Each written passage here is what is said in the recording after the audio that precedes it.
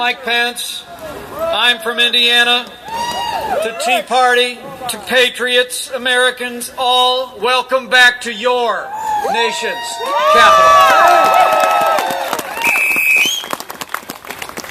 With a deficit this year of $1.65 trillion and a national debt of $14 trillion and a defiant liberal majority in the Senate, it's time to pick a fight.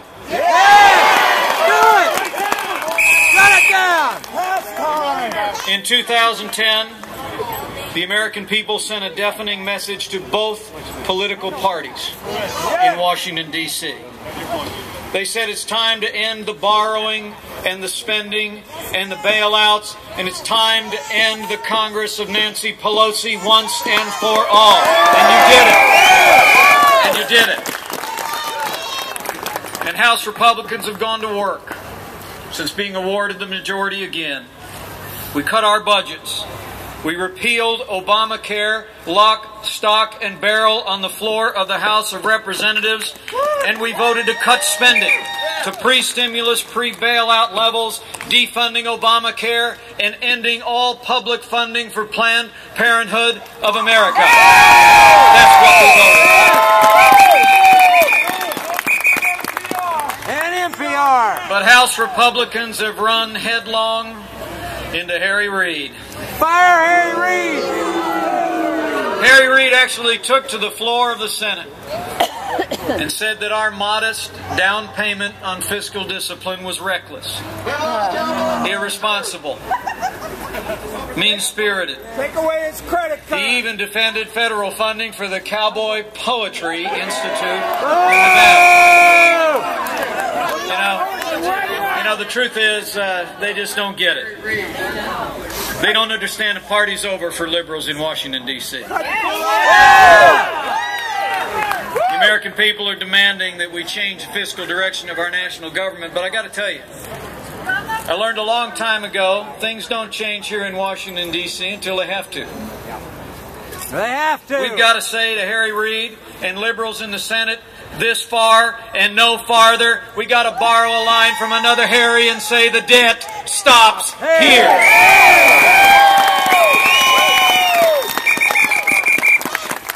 You know, and if liberals in the Senate would rather play political games and shut down the government instead of making a small down payment on fiscal discipline and reform, I say, shut it down.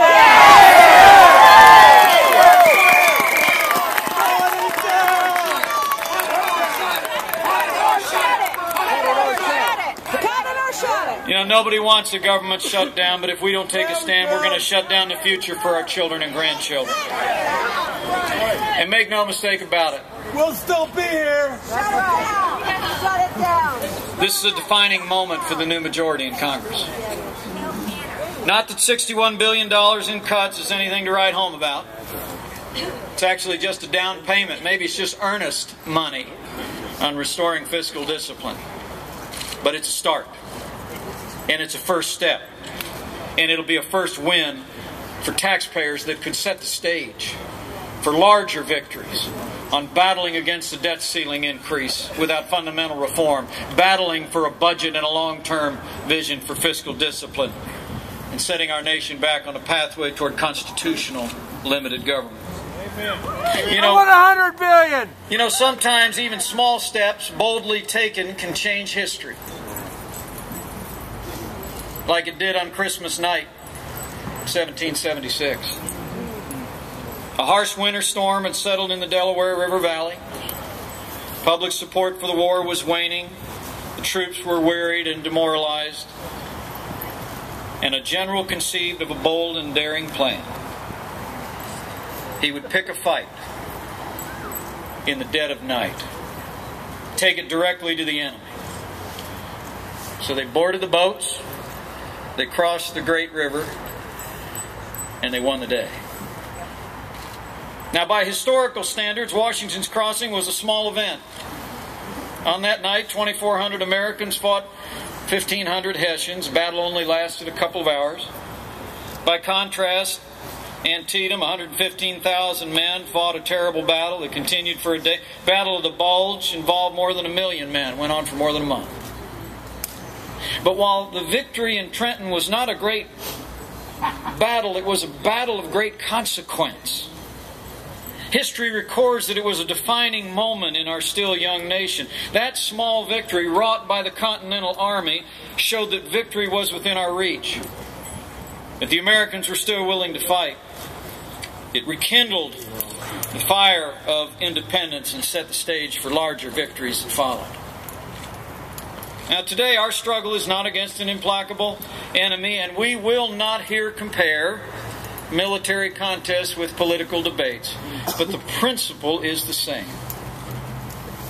By picking a fight and winning this one small step toward fiscal discipline in Washington, D.C., the American people will see that victory over deficits and debt is within our reach.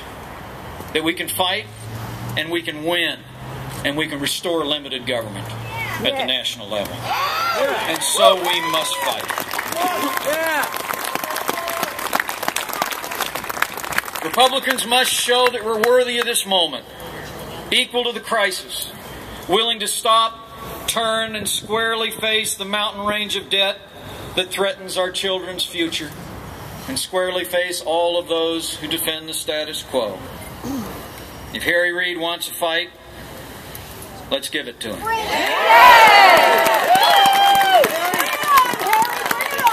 Democrats in the Senate may think they have the advantage, but let me assure you, it only seems that way. A minority in the Senate plus the American people equals a majority. And know this, men and women, whenever you take a stand for freedom, for future generations, for traditional values, you do not fight alone. He who stilled the waters, he who cleared the ice floes on the Delaware, will make a way for America, for he is not done with America yet. Let's go pick a fight.